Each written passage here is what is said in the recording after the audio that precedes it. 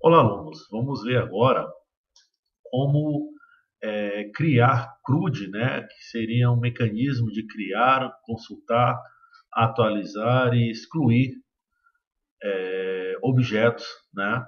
Armazenados pelo computador, seja na memória ou no disco. Por enquanto, que vai trabalhar na memória.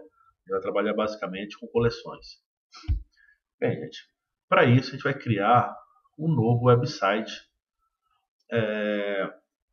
Os objetos são independentes de linguagem, né? Independentemente de plataforma, desculpa. Tanto faz ser modo console, tanto faz ser modo website, tanto faz ser o modo desktop. Mas como o front-end, a interface do usuário vai ser feito via web e vocês vão trabalhar na web ao longo do curso, então vamos estar criando um website aqui. Então vamos criar um website e vamos criar dentro das opções selecionar Visual C Sharp, não esqueça de selecionar Visual C Sharp, a ASP.NET Empty Website. Tem que estar vazio o nosso website. E o diretório, nós vamos colocar lá no d dois pontos barra, no meu caso, né, aula CRUD. Então, vai ser lá na minha aula que estou dando, que é o diretório CRUD, onde vai estar meu website. O website, você sabe, nada mais é do que o diretório do meu computador. Bom, ok. Ele está criando o projeto CRUD, ele está criando meu website, ele vai estar vazio, né? Como é que eu verifico? Eu vou diminuir esse meu Ulysses e deixar aberto o meu Solution Explorer. Perceba que o meu projeto CRUD só tem o webconfig. Então vamos lá criar, por exemplo, uma página default, né? Add new item, um webform, e esse webform vai ser default. Diferentemente do HTML puro, né? O HTML puro, a página principal se chama index.html. No caso do C Sharp, o padrão é o default, né? O nome da palavra, a página principal vai ser o default. Então vamos criar aqui a página default. Percebam que nada mais é do que uma página HTML. Se eu mandar executar agora essa minha página, não vai aparecer nada. Vamos lá mandar executar no Internet Explorer. A primeira vez que ele executa, ele pede para modificar o meu webconfig, esse arquivo webconfig aqui, dizendo, olha, você gostaria de habilitar o debug, o passo a passo? E sim, né, já que estou programando, vou deixar o ok, ele vai habilitar. E a partir de agora, vai aparecer aqui minha super página, default.aspx, que na verdade não vai ter nada. Vai rodar aí. Antes de ele rodar, como é o Internet Explorer, ele diz que isso é uma página da intranet, você quer ativar a configuração da intranet. Quando ativar a configuração da intranet, ele aumenta a segurança do teu site, né? Ele confia mais nas aplicações. Então, ok, perceba que não tem nada. Lógico, se eu escrever qualquer coisa aqui, ele vai aparecer na tela. Então, vamos lá no design, por exemplo, eu posso ter o modo código fonte, que é HTML, e o modo design. E eu vou falar assim, olha, aula de CRUD.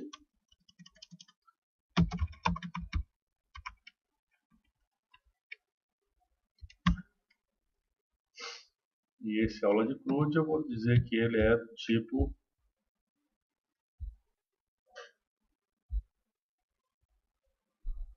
Red 1, né? Só para dizer que é um Red 1. Pô.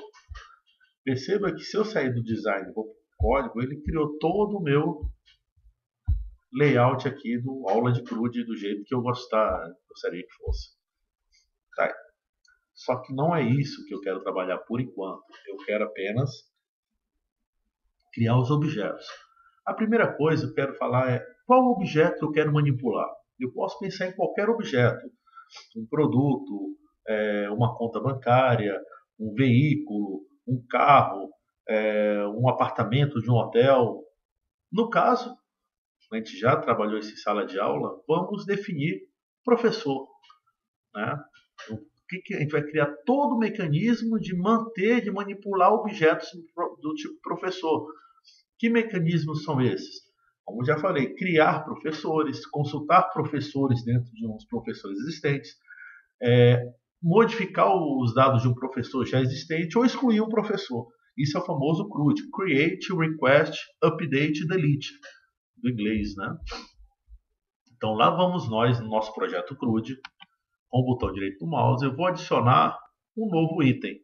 Só que esse novo item, gente, não vai ser mais uma página web, vai ser uma classe. Opa! E essa classe eu vou definir para vocês o que é um professor. Nós já fizemos isso várias vezes na sala de aula. Como é a primeira vez que nós estamos criando, ele fala, olha, essas classes de negócio, né, objetos de negócio, seria interessante colocar num diretório chamado appcode. Ótimo, nós vamos colocar aqui, é um diretório protegido. Existe outro diretório chamado appdata, que a gente vai criar depois para guardar os nossos dados, né? E está aí o nosso dados do professor. Perceba que ele criou a minha classe. Aqui nada mais é do que um sumário do que seria a minha classe. É um sumário com 3 slashes, né, 3 barras, significa que é um help que pode ser transformado em doc. Então eu posso colocar aqui a classe professor.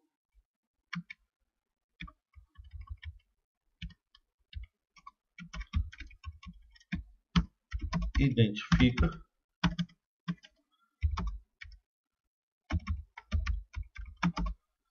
as características e comportamentos de um professor.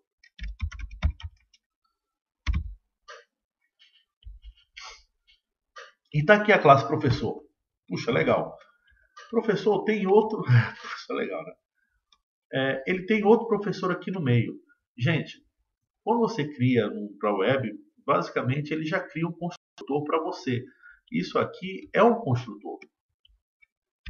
Um método. Que eu sei. Como é que eu sei que é um método? Né? Ele tem um abre e fecha parênteses aqui. Então isso aqui é um método. É um método público. Opa! Só que ele não tem retorno. Perceba que ele não tem void, não tem nada, né? Ele apenas é público. E tem o mesmo nome da classe, olha aqui o mesmo nome da classe. Como é que chama o nome da classe? A classe se chama professor, e esse método não chama professor, então esse método não é um método comum. Esse método é um construtor.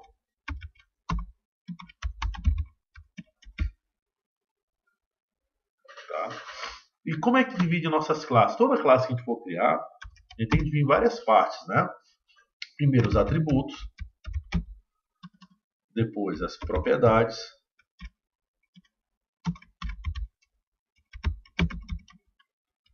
os construtores, por enquanto só criei um, mas eu posso criar vários, né?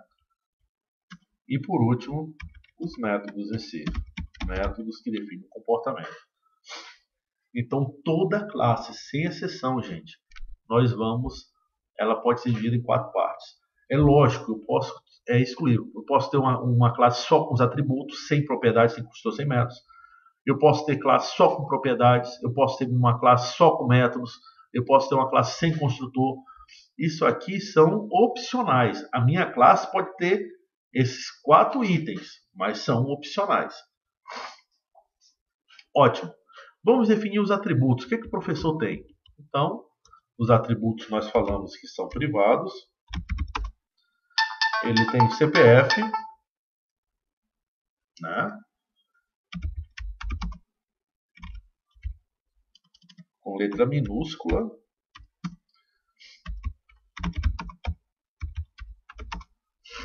Nome. E vou também agora titulação. Opa, não pode ter C cedilha e acento. Titulacão. Não é que não pode. O C Sharp, o Visual Studio, ele permite. Só que não é recomendado, né? Já que a gente é uma língua que não é o padrão, né? Todos os caracteres aí que a gente utiliza. Definimos os atributos. Ótimo, agora vamos definir as propriedades. As propriedades são mecanismos para manipular os atributos. Então, as propriedades são públicas, tem o mesmo tipo do atributo e tem o mesmo nome do atributo, só que em vez de começar com get7, vai começar, ou em vez de começar com maiúsculo e minúsculo, vai começar com get7. Desculpa, em vez de começar com minúsculo, as propriedades começam com maiúsculo.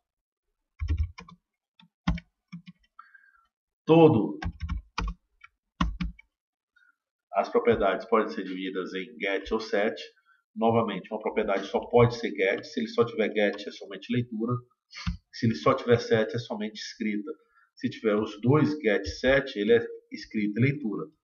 Então, quando eu quiser buscar uma informação da propriedade CPF, eu vou retornar o CPF, o atributo CPF.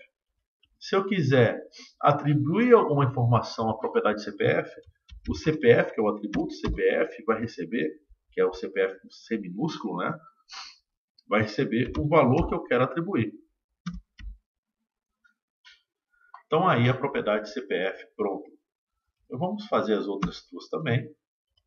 Nome public, string, nome com letra maiúscula, get, return, nome letra minúscula, é retornar o atributo, e set, o atributo nome com letra minúscula, recebe o value.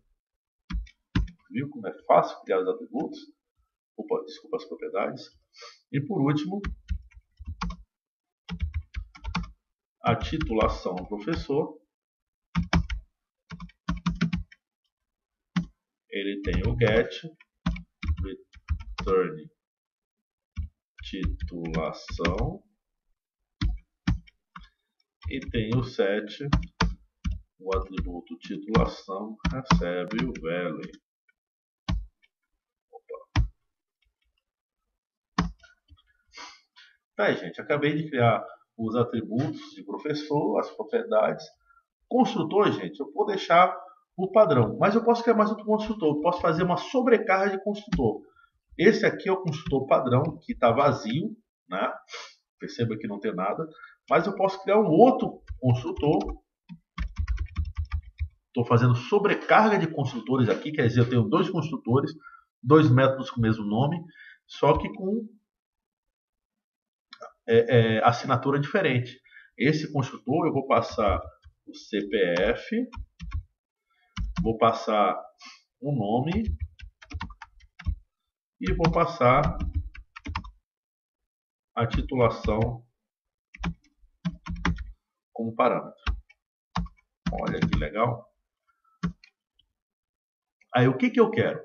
Eu gostaria que este CPF pegasse, recebesse a informação que eu estou passando como parâmetro por esse CPF. Este nome pegasse esse parâmetro nome. E esta titulação pegasse esse parâmetro de titulação. Como é que eu faço? Eu não posso botar CPF recebe CPF, porque ele vai entender que esse CPF é esse parâmetro e esse CPF é esse parâmetro, quer dizer, o próprio parâmetro vai receber ele mesmo.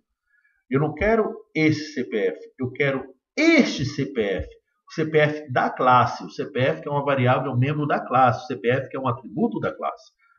Para definir que o CPF eu estou buscando alguma coisa da classe, eu só coloco o comando this na frente. This.cpf recebe o CPF, this.nome recebe nome e this.titulação recebe titulação. Agora sim, esse CPF, olha, this CPF, este CPF recebe o CPF que é esse parâmetro. Construtor, gente, só lembrando, define o estado inicial do objeto. Quando o objeto é criado, quais são as informações que vão estar nele? Esse é o estado inicial do objeto.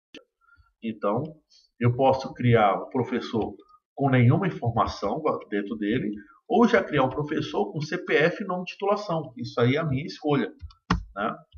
E método, gente, eu não vou deixar nenhum método. Como é uma classe só para fazer CRUD, vamos deixar os métodos para depois, né?